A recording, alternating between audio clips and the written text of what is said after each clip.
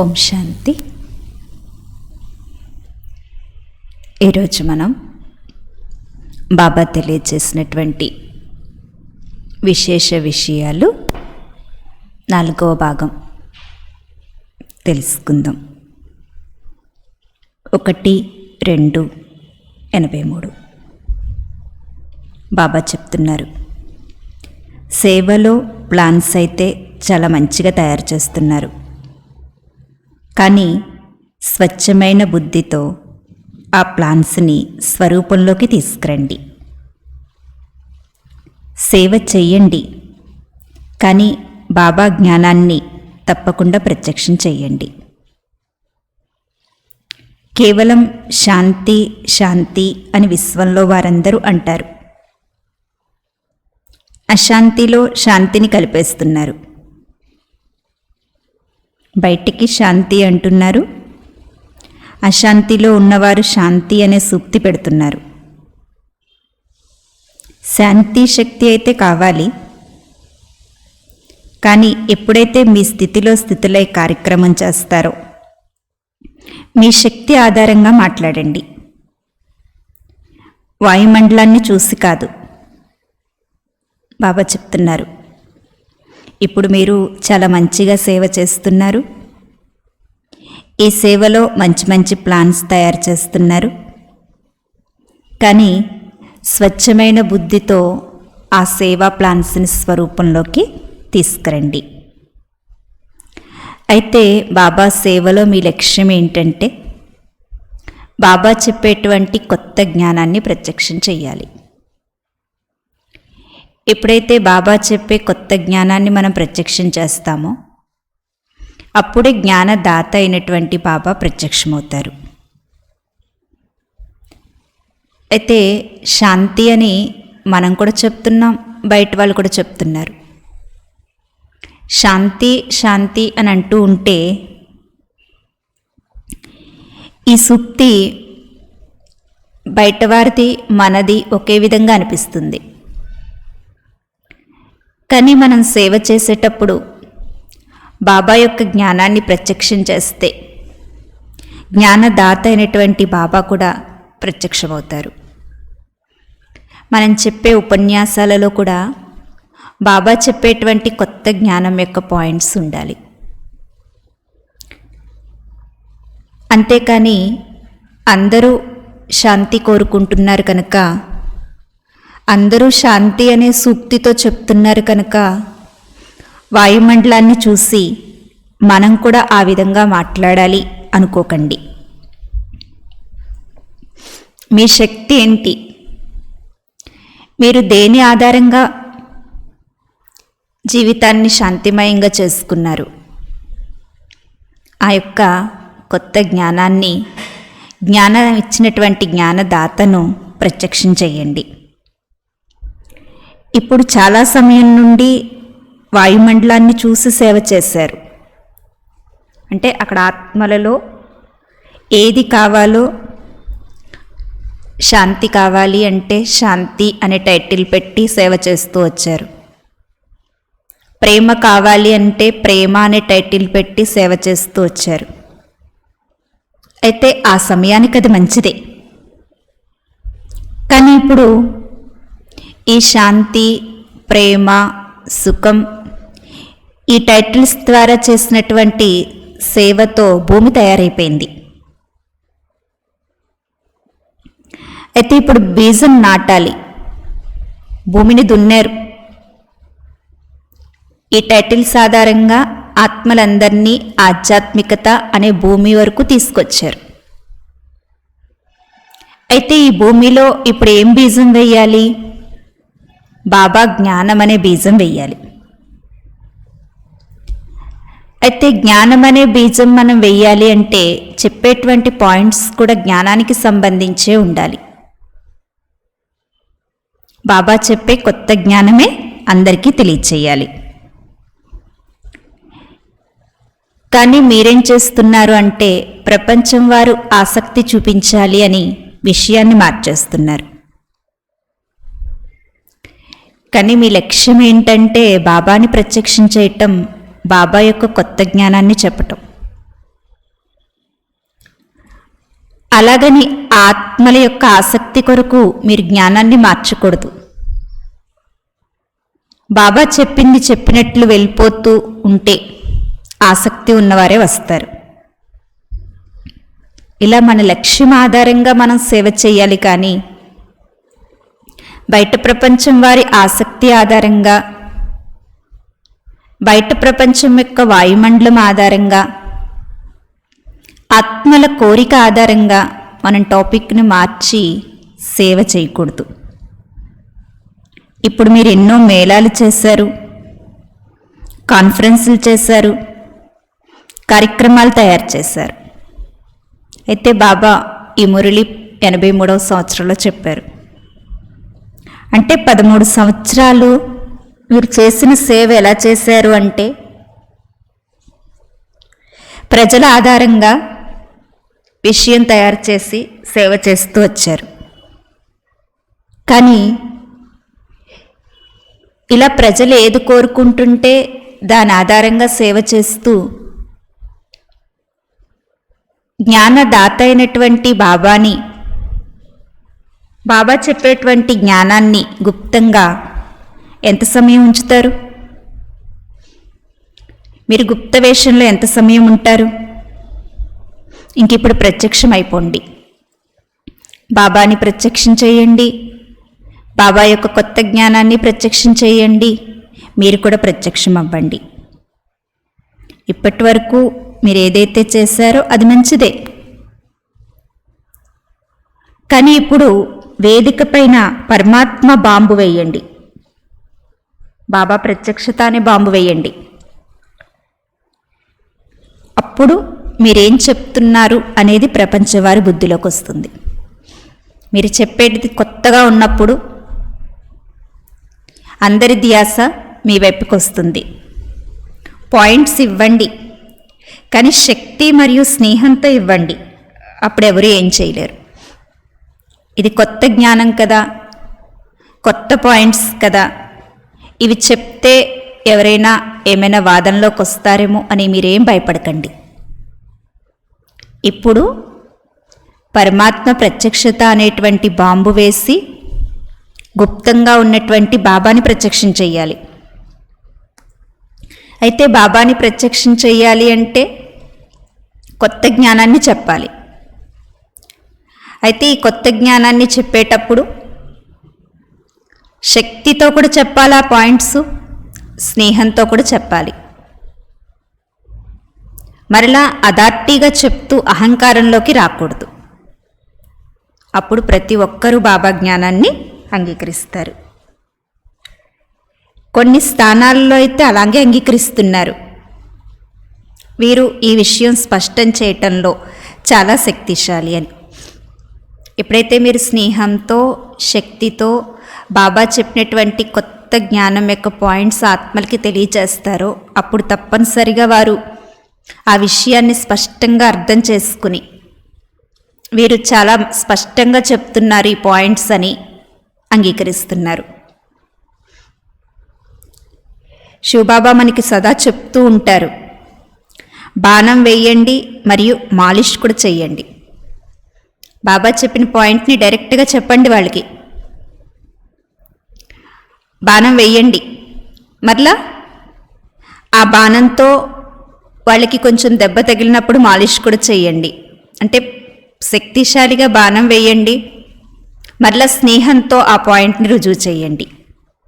అహంకారంలోకి రాకండి, అభిమానంలోకి రాకండి, వాద వివాదాల్లోకి రాకండి. మీది సత్యమే, సత్యమైన తండ్రి యొక్క సత్య జ్ఞానాన్నే మీరు రుజువు చేస్తున్నారు. కానీ సభ్యతని మర్చిపోకండి.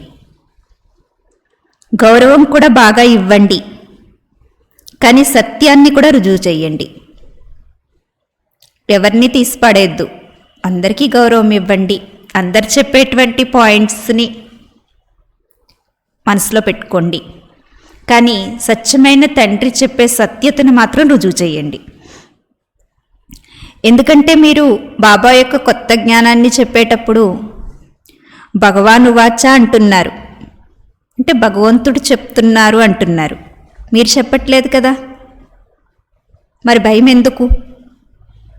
కనుక ఇప్పుడు బాబా యొక్క ప్రత్యక్షత జరగాలి అంటే కొత్త జ్ఞానాన్ని మనం ప్రత్యక్షం చెయ్యాలి.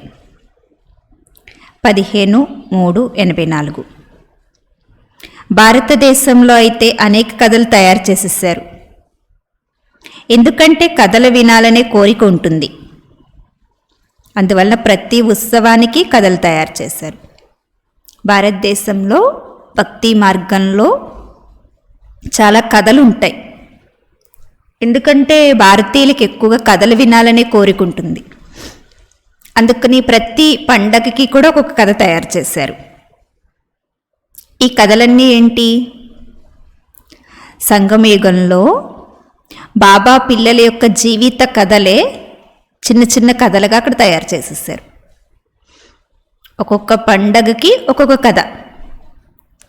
ఆ కథ ఏంటంటే సంగమయుగంలో కొంతమంది బాబా పిల్లల యొక్క జీవితం, కొందరు రాఖీ కథ, కొందరు హోలీ కథ, కొందరు జన్మ కథని తయారు చేసేసారు,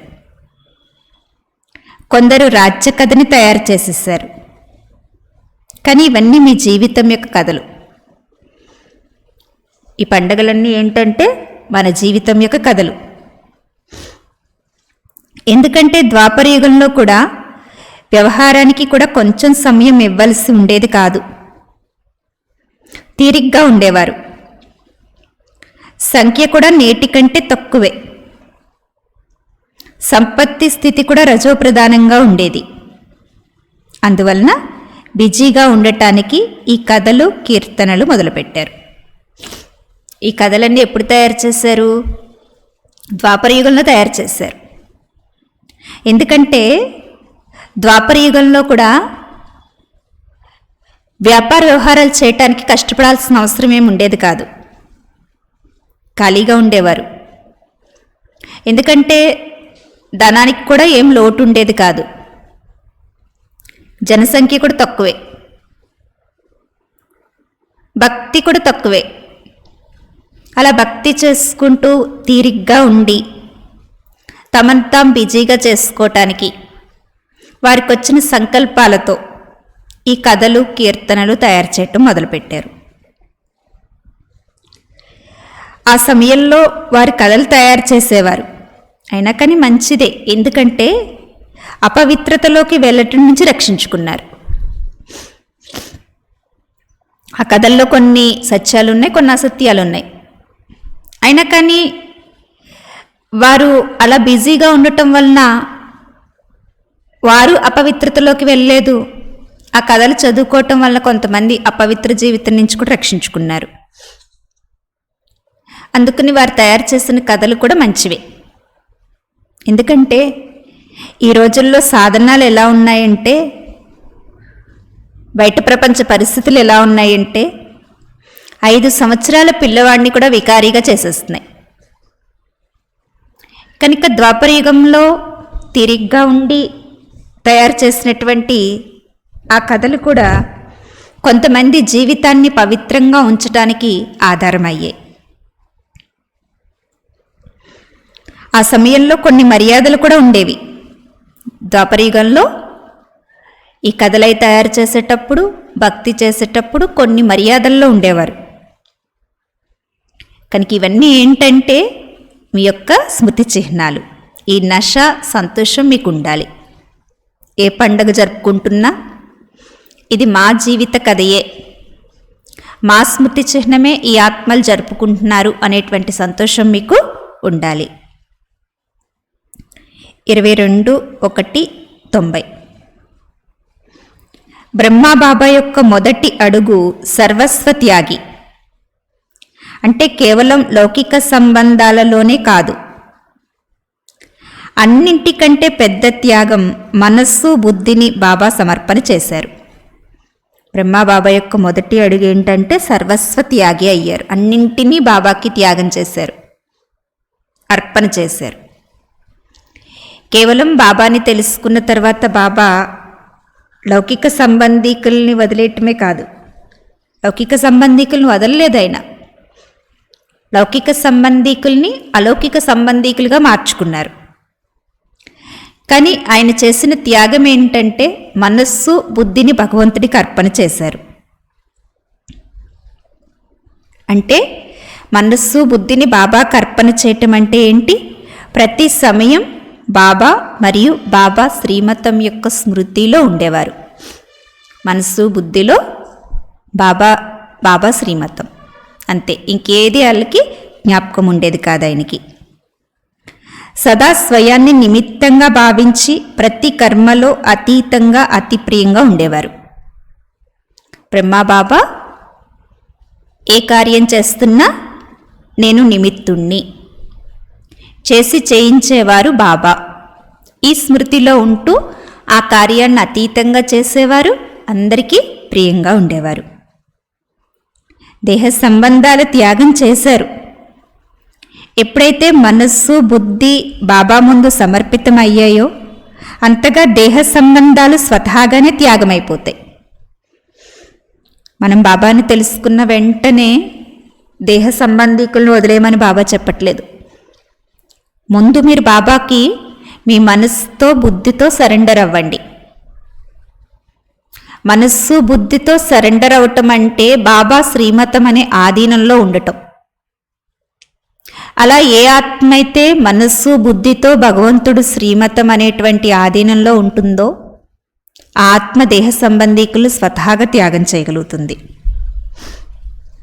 కాబట్టి బ్రహ్మబాబా యొక్క మొదటి అడుగు ఏంటంటే సర్వస్వ త్యాగి. రెండవ అడుగు సదా ఆజ్ఞాకారి. ప్రతి సమయం ప్రతి ఒక్క విషయంలో అంటే స్వపురుషార్థంలోనైనా యజ్ఞ పాలనలోనైనా స్వయం కేవలం నిమిత్తంగా ఉండేవారు. బ్రహ్మబాబా స్వపురుషార్థంలోనైనా సేవలోనైనా కేవలం నిమిత్తంగా ఉండేవారు. ఎందుకంటే బ్రహ్మ ఒక్కరే విశేషాత్మ. డ్రామాలో ఈయన పాత్ర విచిత్రంగా నిర్ణయించబడి ఉంది. బ్రహ్మబాబా డ్రామాలో చాలా విశేషాత్మ. ఈయనొక్కరి పాత్ర డ్రామాలో చాలా విచిత్రంగా నిర్ణయించబడి ఉంది. ఆ విచిత్ర పాత్ర ఏంటంటే ఒకే ఆత్మ, మనకి తల్లి కూడా తండ్రి కూడా. ఇలా యజ్ఞపాలనకి నిమిత్తమయ్యి సదా ఆజ్ఞాకారిగా ఉండేవారు. స్థాపన అనే విశాల కార్యం చేస్తూనే ఎటువంటి ఆజ్ఞను ఉల్లంఘన చేయలేదు. ప్రతి సమయంలో అలాగే అనే దాన్ని ప్రత్యక్ష రూపంగా చూపించారు. బ్రహ్మబాబా స్థాపన అనేటువంటి విశాల కార్యానికి నిమిత్తమైనప్పటికీ ఎప్పుడు కూడా బాబా ఆజ్ఞను ఉల్లంఘించలేదు. ఏది చెప్పినా బాబా అలాగే బాబా చిత్తం ప్రభు అంటూ బాబా ఆజ్ఞానుసారం అడుగు వేసేవారు. ఇలా బ్రహ్మబాబా యొక్క మొదటి అడుగు సర్వస్వ త్యాగి, రెండవ అడుగు ఆజ్ఞాకారి, మూడవ అడుగు ప్రతి సంకల్పంలో నిశ్చయ బుద్ధి. ఆయన ఆలోచనలో కూడా ఎప్పుడూ ఆయనకు సంశయం రాలేదు. ఏ విధంగా అయితే పతివ్రత కలలో కూడా తన పతిని తప్ప ఇంకెవ్వరిని స్మృతి చేయదో అదేవిధంగా ప్రతి సమయం నాకొక్క శివబాబా తప్ప మరెవ్వరూ లేరు అనే ఈ నిశ్చయాన్ని బ్రహ్మబాబా ప్రత్యక్ష జీవితంలో చూపించారు. ఒకే బలం, ఒకే నమ్మకం. ఈ నిశ్చయంతో ఆదిలో యజ్ఞంలో ఎన్ని పరిస్థితులు వచ్చినా కానీ నాకొక్క బాబా తప్ప మరెవ్వరూ లేరు అనే నమ్మకంతో ఆ పరిస్థితుల్ని ఆయన దాటారు, పిల్లలందరి చేత దాటించారు. ఇలా బ్రహ్మబాబా యొక్క మూడవ అడుగు ఏంటంటే ప్రతి సంకల్పంలో నిశ్చయ బుద్ధి. నాలుగవ అడుగు విశ్వసేవాదారి. సేవ యొక్క విశేషత ఏంటంటే బ్రహ్మబాబాలో ఒకవైపు అతి నిర్మాణంగా విశ్వసేవాదారిగా ఉండేవారు, రెండో వైపు కొత్త జ్ఞానమైనా కానీ ధైర్యంగా చెప్పేవారు. ఒకవైపు ఆయన వంగి ఉండేవారు, నిర్మాణత అంటే వంగి ఉండటం, వంగి ఉంటూ విశ్వసేవ చేసేవారు. మరోవైపు బాబా చెప్పే కొత్త జ్ఞానాన్ని ధైర్యంగా అందరికీ చెప్పేవారు. ఎంత నిర్మాణంగా ఉండేవారో అంత నిశ్చింత చక్రవర్తిగా కూడా ఉండేవారు. సేవలో బ్రహ్మబాబా యొక్క విశేషత ఏంటంటే సత్యత యొక్క నిర్భయత. ఏ రోజు సత్యాన్ని దాయలేదు బాబా. నిర్భయంగా చెప్పేవారు, భయపడేవారు కాదు. కొత్త జ్ఞానం కదా, ప్రపంచం వారు ఏమంటారో, నిందిస్తారేమో, అంగీకరించరేమో, వాదన చేస్తారేమో, ఇలాంటి సంకల్పాలు బ్రహ్మబాబాకి ఉండేవి కాదు. ఎంత సంబంధీకులైనా కానీ, రాజనేతలైనా కానీ, ధర్మనేతలైనా కానీ, కొత్త జ్ఞానం కారణంగా వ్యతిరేకత చేసినా కానీ సత్యత యొక్క నిర్భయత అనే స్థితి నుంచి కిందకు వచ్చేవారు కాదు. సంబంధీకులైనా, రాజకీయవేత్తలైనా, ధర్మనేతలైనా ఎవ్వరు ఎంత బాబా జ్ఞానాన్ని వ్యతిరేకించినా ఇది కొత్త జ్ఞానం, ఈయన ఒక కొత్త జ్ఞానాన్ని ప్రచారం చేస్తున్నారు, ఒక మతాన్ని సృష్టిస్తున్నారు, ఇలా ఆదిలో రకరకాల రూపాలలో బ్రహ్మబాబాపై నింద వేశారు. కోర్టు వరకు కూడా తీసుకెళ్లారు, పేపర్లో వేశారు. అయినా కానీ బాబా చెప్పేటువంటి సత్య జ్ఞానం యొక్క నిర్భయత శక్తి నుంచి కిందికి రాలేదు. దీనినే నిర్మాణం మరియు ధైర్యం యొక్క సమానత అంటారు. దీని ఫలితం మనందరం చూసాం. ఎప్పుడైతే బాబా ఇలా ధైర్యంగా జ్ఞానాన్ని ప్రత్యక్షం చేశారో అప్పుడు అందరూ అంగీకరించారు. కోర్టు వరకు వెళ్ళినప్పుడు కూడా బాబా పిల్లల విజయం పొందారు. గ్లాని చేసేవారు కూడా మనసుతో తల వంచేశారు. ఇలా సేవలో మనం కూడా సఫలత పొందాలి అంటే ఆధారం ఏంటంటే నిర్మాణ భావన, నిమిత్త భావన, బేహద్ భావన. బ్రహ్మబాబా యొక్క విశేషత ఇదే. సేవలో ఎప్పుడు కూడా నిర్మాణంగా ఉండేవారైనా అహంకారం ఉండేది కాదు, పేరు గౌరవం కోరుకునేవారు కాదు. చేసి చేయించేవారు బాబా అని నిమిత్త భావంతో చేసేవారు. బేహద్దు భావం, విశాల హృదయంతో విశ్వానికి అంతటికీ సేవ చేసేవారు. అలాగే మనం కూడా సేవలో సఫలత పొందాలి అంటే ఈ 3 విషయాలు ధారణ చేయాలి. ఈ విధి ద్వారానే బాబా సిద్ధి స్వరూపులుగా అయ్యారు. ఇక 5వ అడుగు కర్మబంధన ముక్తిగా, కర్మ సంబంధ ముక్తిగా, అంటే శరీరం యొక్క బంధన నుండి ముక్తి, ఫరిస్తాగా అంటే కర్మాతీతంగా ఉండేవారు. బ్రహ్మబాబా యొక్క 5వ అడుగు ఏంటంటే కర్మబంధన ముక్తిగా ఉండేవారు. కర్మ చేసేవారైనా కానీ ఆ బంధంలో చిక్కుకునేవారు కాదు. కర్మ సంబంధంలో కూడా అతీతంగా ఉండేవారు. అందుకే ఫరిస్తా అయిపోయారు. సెకండ్లో నష్టోమోహ స్మృతి స్వరూపంగా అయిపోయారు. ఇలా బాబాకి సమీపంగా, బాబా సమానంగా మనమంతా తయారవ్వాలి. ఇలా బ్రహ్మబాబా యొక్క 5 అడుగులు: 1 సర్వస్వత్యాగి, 2 ఆజ్ఞాకారి, 3 ప్రతి సంకల్పంలో నిశ్చయ బుద్ధి, 4 విశ్వసేవాదారి, 5 కర్మబంధనముక్తు, కర్మ సంబంధముక్తు. 6, 4, 92. పరమాత్మ రచన మరియు ఇతర ధర్మాత్మల రచన రెండింట్లో తేడా ఉంది. మీరు పరమాత్మ రచన, మీరు తల్లి తండ్రి ఇద్దరిని మంచిగా తెలుసుకున్నారు. అయితే ఇతర ధర్మాత్మలు కాండమైన మీ నుండే వచ్చారు. బాబా చెప్తున్నారు, మీరందరూ స్వయం తల్లి తండ్రి అయినటువంటి పరమాత్మ పిల్లలు, పరమాత్మ రచన. ఇతర ధర్మాత్మలు పరమాత్మ రచన కాదు, మీ కాండం ద్వారా తయారైనటువంటి ఆత్మలు, మీ ద్వారా తయారైన ఆత్మలు. బ్రాహ్మణుల రూపంలో వృక్షం యొక్క వ్రేళ్లల్లో మీరే ఉన్నారు. దేవతా రూపంలో వృక్షం యొక్క కాండంగా మీరే ఉన్నారు. కనుక బ్రాహ్మణాత్మలుగా దేవాత్మలుగా ఉన్నటువంటి మీరే పరమాత్మ రచన. ఇక మిగిలిన ధర్మాలన్నీ కూడా మీ కాండం నుంచి వచ్చినవి. కనుక వారు పరమాత్మ రచన కాదు. మీరు డైరెక్ట్ రచన, ఎందుకంటే డైరెక్ట్ బీజమైన బాబాతో మీకు సంబంధం ఉంటుంది. వారు ఇండైరెక్ట్, డైరెక్ట్గా పరమాత్మతో సంబంధం పెట్టుకోలేదు కాబట్టి, మన కాండం ఆధారంగా వచ్చారు కాబట్టి వారు ఇండైరెక్ట్. కనుక మీరు సంతోషంతో మేము పరమాత్మ సంతానం అని చెప్తున్నారు. అయితే ఇతర ధర్మాత్మలు ఇలా చెప్పలేరు. మేము స్వయం పరమాత్మ రచన, పరమాత్మ సంతానం అని చెప్పలేరు. ఏం చెప్తారు వాళ్ళు? మేము క్రిస్టియన్స్, మేము బౌద్ధులం, మేము ముస్లిమ్స్ అని చెప్తారు. కానీ మీరేం చెప్తారు? మేము డైరెక్ట్ శివవంశీ బ్రహ్మ యొక్క రచన అని చెప్తున్నారు.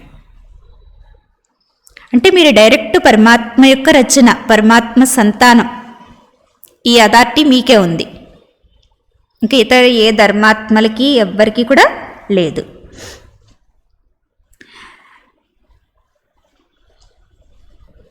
క్రీస్తు వంశీయుల్ని క్రిస్టియన్స్ అని అంటారు. ధర్మపిత క్రీస్తు యొక్క క్రిస్టియన్స్కి ఇదే తెలుసు, మేము ఈ ధర్మపిత యొక్క వంశం అని. కానీ మీరు స్వయం పరమాత్మ వంశీయులు. ధర్మపితకి పరంపితకి చాలా తేడా ఉంది. ధర్మపితలు అంటే మీ ద్వారా వచ్చినటువంటి ఆత్మలు, పరంపిత అంటే అందరికీ కూడా తండ్రి, ఆయన ద్వారా తయారైనటువంటి ఆత్మలం మనం. కనుక ఇంత నష ఉండాలి.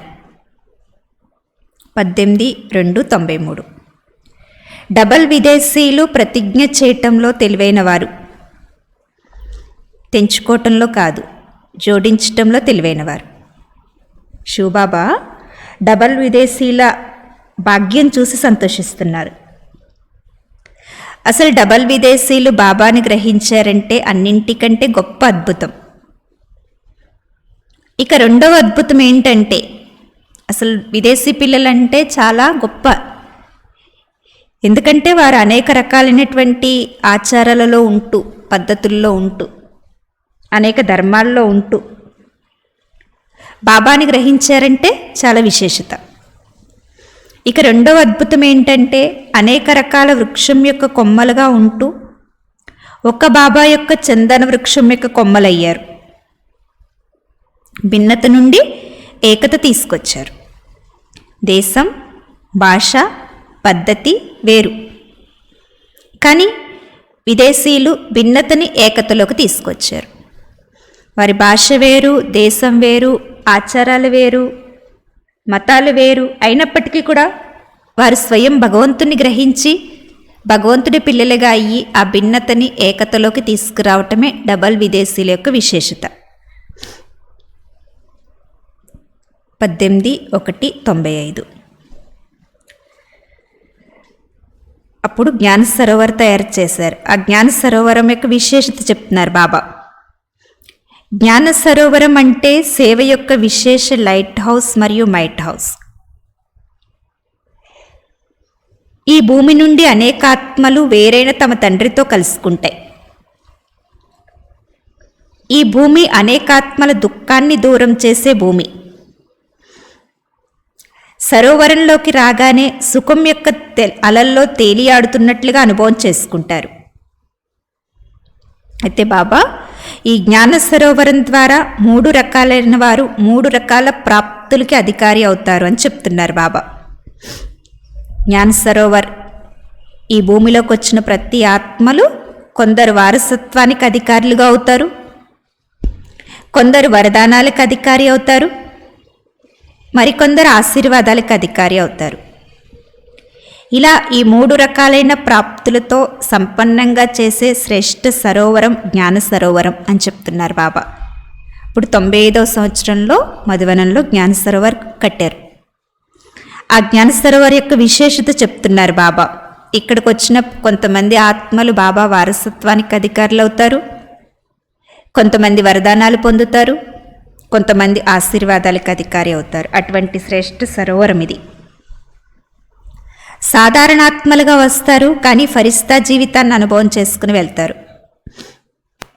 మరియు అనేక బ్రాహ్మణాత్మల తపస్సు యొక్క సూక్ష్మ అనుభూతుల ద్వారా అవ్యక్త పాలన, సూక్ష్మ యోగం యొక్క సహజ అనుభవం మరియు ఇతర ప్రాప్తుల యొక్క లాభం పొందుతారు. బ్రాహ్మణాత్మల యొక్క స్వౌన్నతి పట్ల శ్రేష్ఠ ఆశలు పూర్తయ్యే సాధనాలు చాలా శ్రేష్టంగా ఉన్నాయి. అయితే ఈ స్థానం అయితే సాధారణమైనదే, అంటే అది కట్టడం కూడా సాధారణంగా కట్టారు.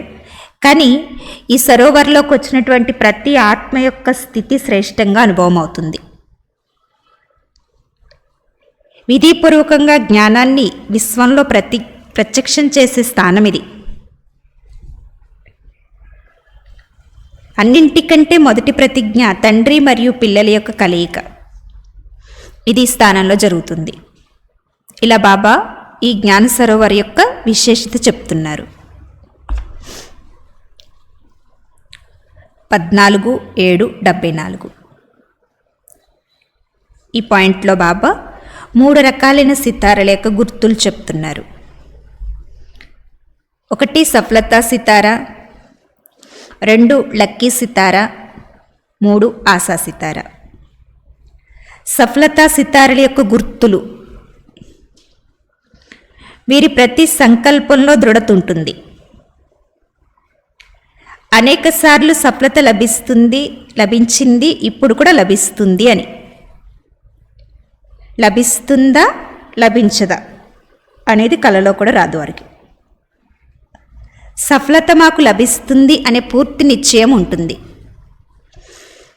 ప్రతి మాటలో నిశ్చయ బుద్ధిగా ఉంటారు. వారి ప్రతి మాటలో ఈశ్వరీయ నశ కనిపిస్తుంది. దేహాభిమానం యొక్క నశ ఉండదు. సఫలతా సితారాల యొక్క ప్రతి మాట నిశ్చయ బుద్ధిగా ఉంటుంది, ఈశ్వరీయ నశతో ఉంటుంది. వారి ప్రతి సంకల్పం సఫలతాపూర్వకంగా ఉంటుంది. వారి మాటల్లో 1 ఈశ్వరీయ నశ, 2 ప్రతి మాట శక్తిశాలిగా ఉంటుంది. సాధారణంగా వ్యర్థంగా ఉండదు. వారి ప్రతి కర్మ కూడా శ్రేష్టంగా ఉంటుంది. మనం ఏ కర్మ చేస్తే మనల్ని చూసి అదే చేస్తారు అని ఏదైతే మహిమ ఉందో, ఇలా వారి ప్రతి కర్మ అనేక ఆత్మలకి పాఠంగా ఉంటుంది. అలాగే ప్రతి కర్మ శిక్షణ స్వరూపంగా కూడా ఉంటుంది. మన ప్రతి కర్మ ద్వారా ఇతరులకి శిక్షణ లభించాలి, ప్రేరణ లభించాలి. దీన్నే సమర్థ కర్మ అంటారు. ఇలా సఫలతా సితారలు అంటే సంకల్పం, మాట, కర్మ.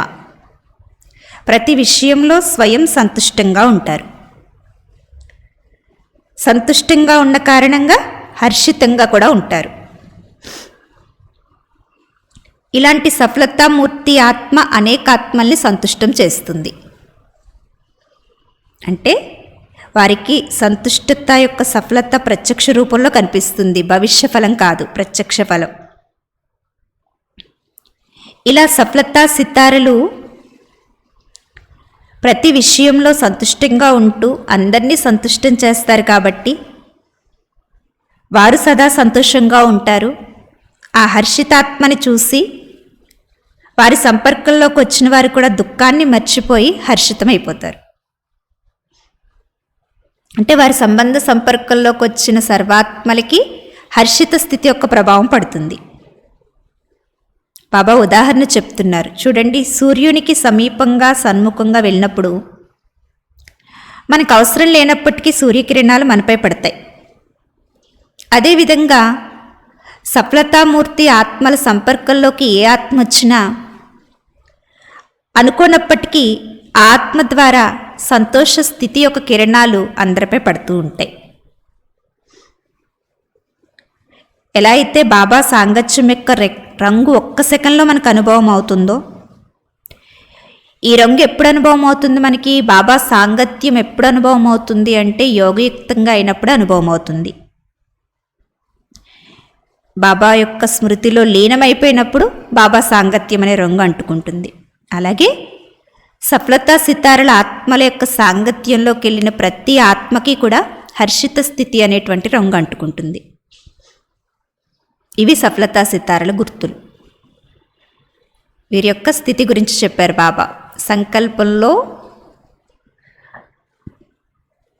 సఫలత ఉంటుంది, మాటలో ఈశ్వరీయ నశ శక్తిశాలిగా ఉంటారు, కర్మలో వారి కర్మ అందరికీ ప్రేరణాదాయకంగా శిక్షణ స్వరూపంగా ఉంటుంది, స్వయం సంతుష్టంగా ఉంటారు, అందరినీ సంతుష్టం చేస్తారు, సంతుష్టంగా ఉన్న కారణంగా హర్షితంగా ఉంటారు. ఈ హర్షిత స్థితి యొక్క ప్రభావం అనే రంగును అందరికీ అంటిస్తారు. ఇవన్నీ సఫలతా సితారల గుర్తులు. ఇక రెండవ సితార లక్కీ సితార. లక్కీ సితారలు విశేష రూపంలో బాబాకి స్నేహిగా, బాబా యొక్క చరిత్ర, బాబాతో సర్వ సంబంధాల రసనలో ఎక్కువగా నిమగ్నమై ఉంటారు. అయితే వీరి సంకల్పం సఫలతా సితారల సంకల్పంలా శక్తిశాలిగా ఉండదు, స్నేహిగా ఉంటుంది. అయితే వీరి స్మృతిలో కూడా బాబా మిలనం, బాబా చరిత్ర యొక్క వర్ణన ఉంటుంది. బీజరూపస్థితి తక్కువగా ఉంటుంది. సఫలతా సితారలకు బీజరూపస్థితి ఉంటుంది, లక్కీ సితారలకు బీజరూపస్థితి తక్కువగా ఉంటుంది. కానీ అవ్యక్త మిలనం, అవ్యక్త స్థితి, బాబాతో స్నేహంగా ఆత్మిక సంభాషణ చేయటం, వీటిలో ఎక్కువగా నిమగ్నమై ఉంటారు. అయితే బాబాపై స్నేహం ఉన్న కారణంగా ఈ లక్కీ సితారలు కూడా ఇతర సాంగత్యాలు వదిలి బాబాతోనే సర్వ సంబంధాలు జోడిస్తారు. ఎప్పుడైతే అన్ని సాంగత్యాలు వదిలి ఒక్క బాబాతో పెట్టుకున్నారో, వీరు అదృష్ట సితారలు అయినప్పటికీ కూడా బాబా సాంగత్యంలో ఉన్న కారణంగా శ్రమ తక్కువ, ప్రాప్తి ఎక్కువ ఉంటుంది వీరికి కూడా. నా అదృష్టం మంచిది, బాబా నాకు ఎగస్ట్రా సహాయం చేస్తున్నారు, నాకు లభించిన సహాయం ఎవరికీ లభించదు అనే అనుభవంలో వీరు కూడా ఎక్కువగా ఉంటారు. అంటే మొదటి నెంబర్ వారిలో సఫలతా సితారలలో మెరుపు ఉంటుంది, బాబా సమానంగా ఉంటారు. అయితే రెండవ నెంబర్ అదృష్ట సితారలు బాబాకి స్నేహిగా ఉంటారు, బాబా సమానంగా అయితే ఉండరు. సహయోగం ఎందుకు మరి ఏ విధంగా లభించింది? వీరు కూడా లక్కీగా ఎందుకయ్యారు? అయితే ఈ రెండవ నెంబర్ లక్కీ సితారలకు, అదృష్ట సితారలకి కూడా బాబా స్నేహం, సహయోగం తప్పకుండా లభిస్తుంది. ఎందుకంటే వీరు రెండవ నెంబర్ అయినప్పటికీ వీరి విశేషత ఏంటంటే ఇతరాత్మలతో సంబంధాలు తెంచుకుని ఒక్క బాబాతోనే పెట్టుకుంటారు. ఒకే బాబాతో సాంగత్యం జోడించి ఆ సంబంధంలో అచంచలంగా ఉంటారు కాబట్టి వీరు లక్కీ సితార్లుగా అయ్యారు. సఫలతా సితారలంటే మాకు తప్పనిసరిగా సఫలత లభిస్తుంది అని మాట్లాడతారు. అదృష్ట సితారల మాట ఎలా ఉంటుందంటే రెండో నెంబర్ కాబట్టి లభిస్తుంది అని నేను అనుకుంటున్నాను అంటారు. ఇది తప్పకుండా అవుతుంది, బాబా సహాయకారి అవుతారు అనుకుంటున్నాను. ఇది రెండవ స్టేజ్. కానీ మొదటి స్టేజ్ ఏంటంటే తప్పకుండా లభిస్తుంది అనుకోవటం. ఇలా లక్కీ సితారల యొక్క విశేషతలు చెప్పారు బాబా. అదృష్ట సితారలు వీరు బాబాకి స్నేహిగా, సహయోగిగా ఉంటారు, కానీ బాబా సమానంగా ఉండరు. వీరి సంకల్పం స్నేహిగా ఉంటుంది కానీ శక్తిశాలిగా ఉండదు. అవ్యక్త మిలనం, అవ్యక్త స్నేహం, బాబాతో మంచిగా మాట్లాడుకోవటం ఇవన్నీ చేస్తారు, కానీ శక్తిశాలి బీజరూప స్థితి వీరికి ఉండదు. బాబా నుంచి ఎక్స్ట్రా సహాయం, స్నేహం ఈ ఆత్మలు కూడా పొందుతారు. ఎందుకంటే రెండో నెంబర్ అయినప్పటికీ వీరి విశేషత ఏంటంటే అందరితో సాంగత్యాలు తెంచుకుని ఒకే బాబాతో సాంగత్యం పెట్టుకుంటారు. ఇలా రెండో నెంబర్ అయినప్పటికీ కూడా బాబా స్నేహాన్ని, సహయోగాన్ని పొందుతారు. అయితే మొదటి నెంబర్ సఫలతా సితారల యొక్క మాట ఎలా ఉంటుంది అంటే మాకు తప్పకుండా సఫలత లభిస్తుంది అంటారు. రెండో నెంబర్ అయిన అదృష్ట సితారలు ఏంటంటే లభిస్తుందని అనుకుంటున్నాను, బాబా సహాయం చేయాలి, చేస్తే లభిస్తుంది అంటారు. ఇది రెండవ స్టేజ్.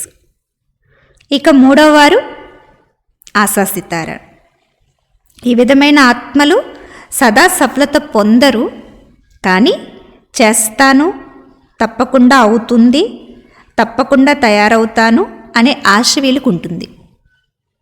కానీ మధ్య మధ్యలో ఆగిపోతారు, మధ్య మధ్యలో బలహీనమైపోతారు.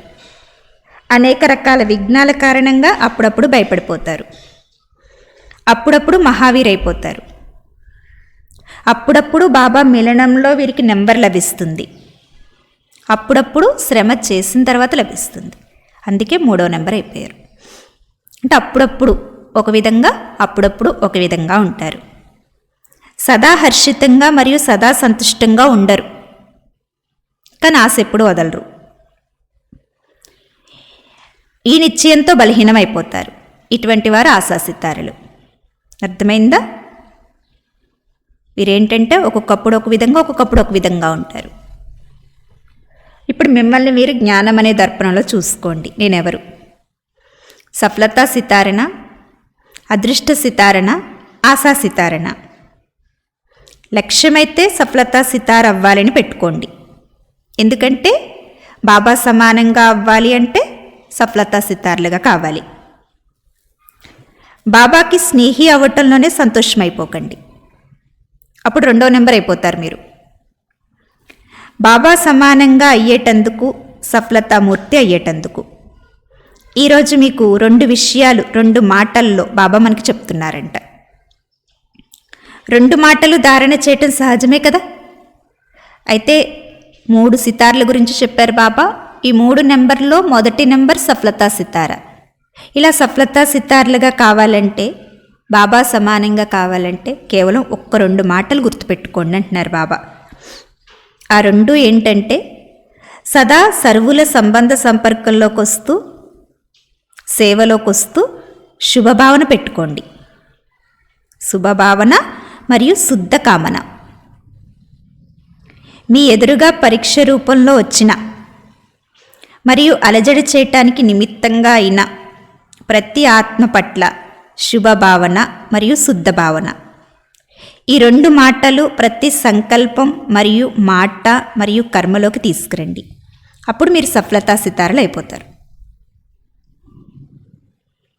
చాలా సింపుల్గా బాబా సమానంగా మొదటి నెంబర్ సఫలతా సితార్లుగా అయ్యేటందుకు కేవలం 2 విషయాలు 2 మాటల్లో చెప్తున్నారు బాబా. శుభభావన, శుద్ధ కామన.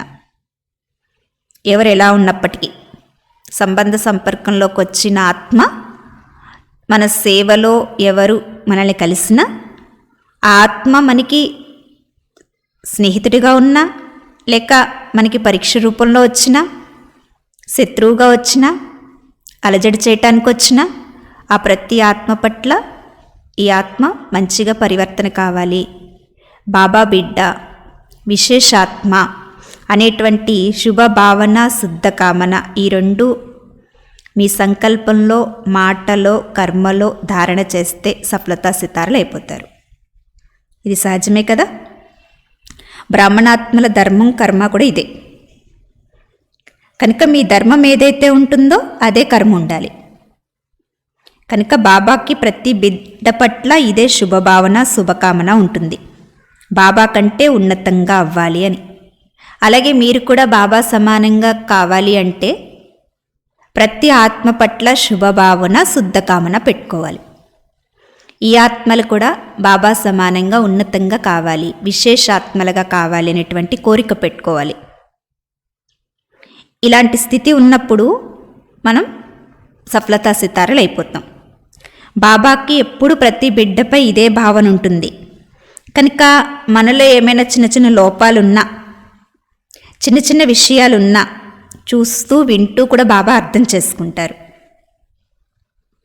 అలాగే మనం కూడా ఎప్పుడైతే ప్రతి ఆత్మ పట్ల ఏ ఆత్మ ఎలా ఉన్నప్పటికీ శుభభావన, శుద్ధ కామన పెట్టుకుంటామో అప్పుడు వారిలో ఏమైనా లోపాలు కనిపించినా, బలహీనతలు కనిపించినా మనం అర్థం చేసుకుని వారిని కూడా కలుపుకుంటూ ఆ ఆత్మని కూడా ఉన్నతంగా చేయగలుగుతాం. ఇది బాప్ సమాన స్థితి. కనుక ఈ గడియలో అందరూ సంపన్నం కావాలి, బాబా సమానంగా కావాలి, నెంబర్ 1 సఫలతా సితార్లుగా కావాలి. కనుక ఈ శుభభావన, శుద్ధ కామన ఈ 2 విషయాలు ధారణ చేయండి అని చెప్తున్నారు బాబా. ఓం శాంతి. ఆత్మిక తండ్రికి ఆత్మిక పిల్లల యొక్క ప్రియ స్మృతులు మరియు నమస్తే నమస్తే. ఈరోజు మనం ఈ భాగంలో కొన్ని విశేషమైన పాయింట్స్ తెలుసుకున్నాం.